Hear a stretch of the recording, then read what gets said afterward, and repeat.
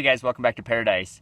So if you're already a Nomad or if you're striving to become a Nomad, you will soon realize how important the vehicle is to you because your vehicle is pretty much your home now.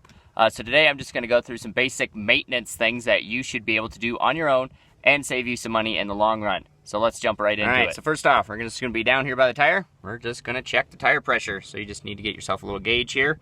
And you're just going to undo the little knob, obviously.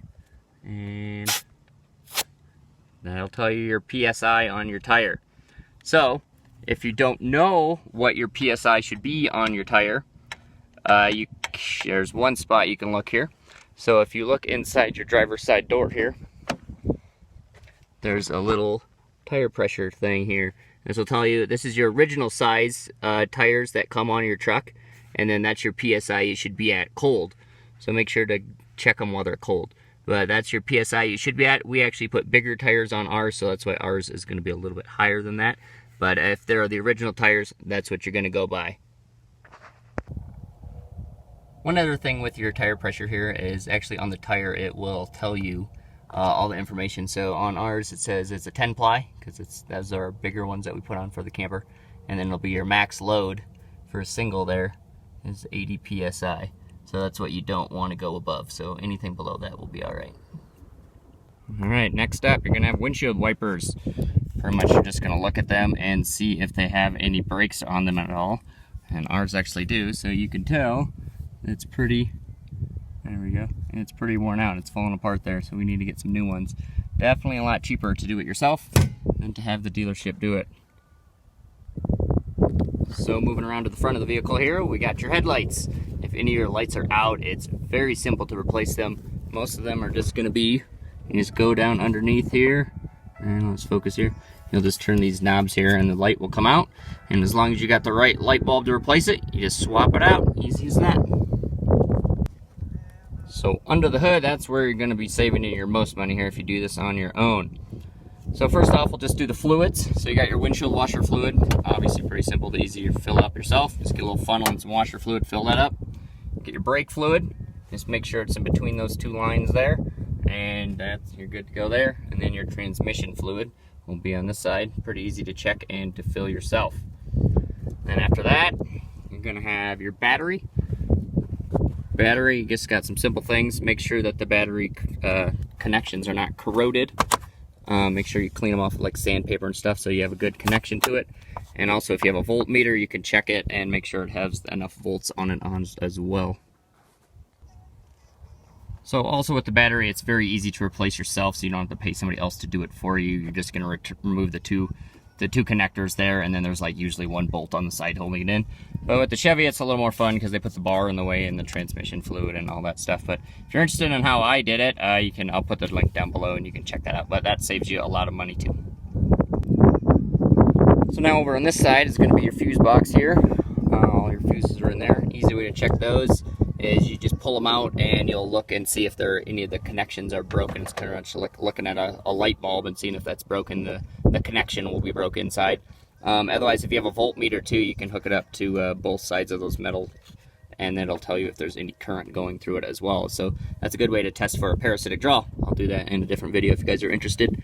Otherwise, so there's always a fuse box under the hood, and then on the Chevy at least, there's one on each side of the driver and passenger side door. Pretty simple to check. Next up is going to be your air conditioner. If your air conditioner is not blowing cold, a pretty good chance you're probably out of Freon or low on Freon. It's pretty simple to do yourself. You just can go to any hardware store and buy the cans of Freon. They usually come with a hose and the pressure nozzle with it. So you just hook it up to those ones, these two pipes here, and you'll blow some Freon in it. It's way cheaper to do it yourself than to have the dealership do it. The only thing is if you have a leak, probably need to fix that before you fill the Freon. So probably have to bring it to a mechanic just to make sure you fix the leak before they fill it with Freon, because Freon is actually really expensive these days. All right, and then we got your air filters. The Chevy puts it in a nice spot here. There's a nice bar here.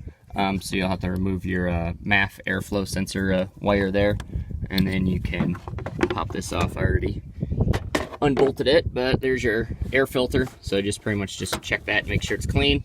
I just replaced it, so Yeah, spick and span. And then also if you have a vacuum, you can vacuum all that stuff out. It's fine if stuff's below it, that means the filter's working. But if there's stuff on top of it, then that means something's wrong, because then it goes into the next thing that I'm going to talk about here. So from your air filter there, it's going to go through this little hose here, and this is actually your mass airflow sensor.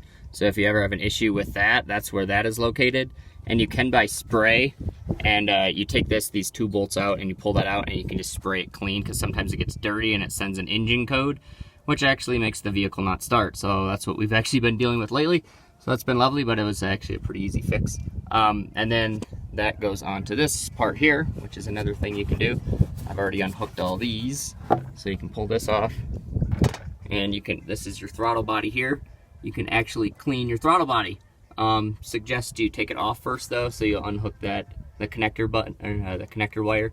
Then you got 4 bolts here, pretty simple. And then the whole thing will just pop off. And you buy carburetor cleaner, or throttle body cleaner, sorry, and you'll spray that out, and then you can put it back in, because sometimes this gets really gunky and the throttle body won't open up all the way. So it's actually usually worse on the back of it, so make sure you take it off before you spray it.